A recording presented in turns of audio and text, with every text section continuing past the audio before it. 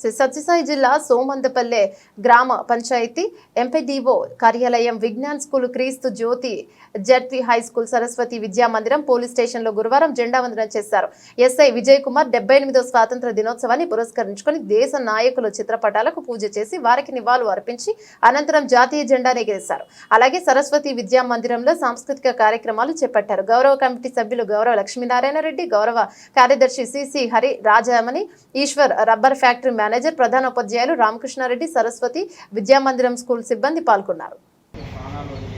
వాళ్ళల్లో మన భగత్ సింగ్ కావచ్చు, అల్లూరి సీతారామరాజు, లాలా లజపతి రాయ్, ఇంకా ఎంతోమంది కూడా వాళ్ళ ప్రాణాలకు తెగించి కూడా మనకు, అలాగే మన సుభాష్ చంద్రబోస్ కానీ, మన మహాత్మా గాంధీ కానీ, మనం కూడా వాళ్ళ ఏదైతే వాళ్ళ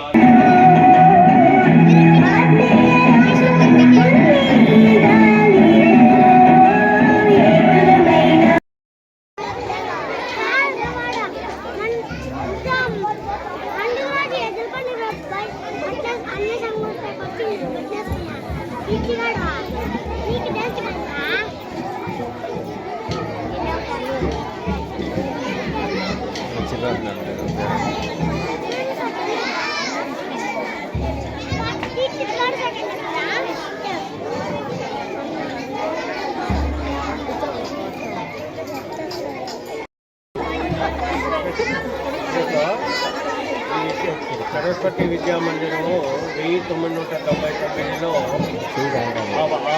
ఆనాటి రోజుల్లో మనకి ప్రైవేట్ పాఠశాలలు మన దీంట్లో లేకుండా ఉండేది. 1999లో 120 మందితో ఫస్ట్ శిశు విహారాన్ని ఈ సరస్వతి విద్యా మందిరం వాళ్ళు స్థాపించినారు. దీనికి అప్పట్లో సిసి రంగయ్య గారు, జవాజీ ఆర్యన్ గారు, హెచ్ఎం కృష్ణయ్య గారు, ఊరు ప్రముఖులందరూ కలిసి ఈ సంస్థకి ఒక స్థలాన్ని కూడా సిసి రంగయ్య గారిని రోజు మనం జ్ఞాపకం చేసుకోవాలి. ఆయన మన దగ్గరలో లేరు. ఈ స్థలదాత వచ్చేసి సిసి రంగయ్య గారే.